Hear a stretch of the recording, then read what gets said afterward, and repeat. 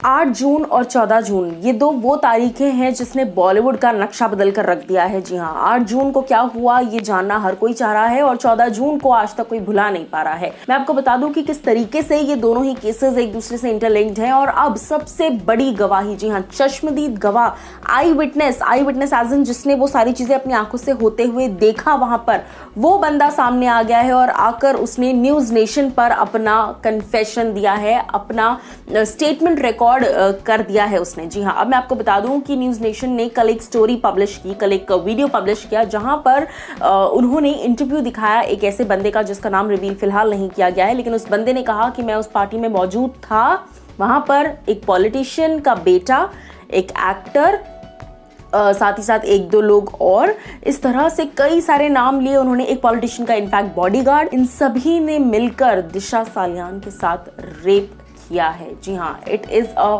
Brutal gang rape and बहुत ही ज्यादा shocking confessions दिए हैं इस बंदे ने। इसने कहा कि मैं अपना नाम इस वक्त रिवील नहीं करूंगा, लेकिन हम वहां पर मौजूद थे, मैं अपने दोस्त के साथ वहां पर गया था। उस पार्टी में तकरीबन 14-15 लोग थे और 4-5 लोगों ने मिलकर इस हरकत को अंजाम दिया है। और ये होने के बाद हम जो है, हमें कहा गया कि आप लोग जाओ, अभी कुछ प्रॉब्लम हो गया। और फिर हम जब निकले, हमने देखा दिशा की बॉडी वहां पर पड़ी हुई थी बेड पर। जी हाँ, यानी कि अब प्रॉब्लम इस बात में आ रही है, अब एक क्वेश्चन ये रेज हो रहा है कि दिशा की बॉडी बेड पर थी, यानी कि रेप करने के बाद में भी जो भी चीजें हुई होंगी उसे मार दिया गया एंड फिर उसे बिल्डिंग से नीचे फेंका गया। क्योंकि अगर आपको याद हो तो बिल्डिंग के जो गार्ड थे, बिल्डिंग के नीचे जो लोग थे, उनसे जब पूछताछ की गई थी तब उन्होंने भी कहा था कि हमें कोई चिल्लाने की आवाज नहीं आई, हमें सिर्फ धम से गिरने की आवाज आई, यानी कि बॉडी जो ऊपर से थी वो डायरेक्ट नीचे गिर गई।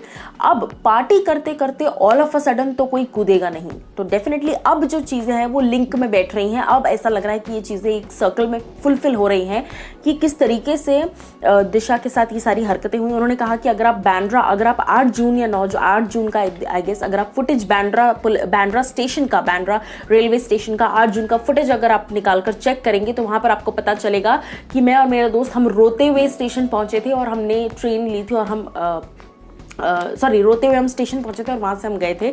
बट अगर आप फुटेज निकाल कर देखेंगे तो आपको पता चल जाएगा। और मुंबई पुलिस इन सभी चीजों के बारे में जानती है, तभी वो बचाने की कोशिश कर रही है। एक पॉपुलर एक्टर का भाई भी वहां पर था।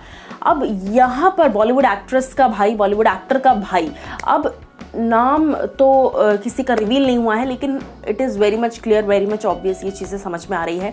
और शायद अब जो कड़ियां हैं वो जुड़ रही हैं कि कैसे स्टार्टिंग में ये बात, अगर आपको याद हो, कि आ रही थी कि दिशा ने सुशांत को ये सब चीज़ें बताई। सुशांत वॉज रेडी कि वो प्रेस कॉन्फ्रेंस करेंगे। दिशा को जब मार दिया गया तब सुशांत वॉज वेरी श्योर कि अब मुझे भी नहीं छोड़ेंगे क्योंकि मुझे पता चल चुका है। और इस तरह की तमाम बातें अब जो है वो सिंक में बैठ रही है। तो आपने देखा कि किस तरीके से इस आई विटनेस ने कन्फेशन दिया। उन्होंने कहा कि वक्त आते ही मैं सीबीआई के पास जाऊंगा। और अब तक जब उनसे पूछा गया कि अब तक आप 100 दिन हो गए हैं, अब तक आप कहाँ थे, तो उन्होंने कहा कि मैं बहुत डरा हुआ था, जिस तरीके से ये चीज़ें चल रही मैं बहुत घबरा गया था और अब मैं इनको छोड़ूंगा नहीं। इन्होंने एक बेटी को पहले भी मारा है।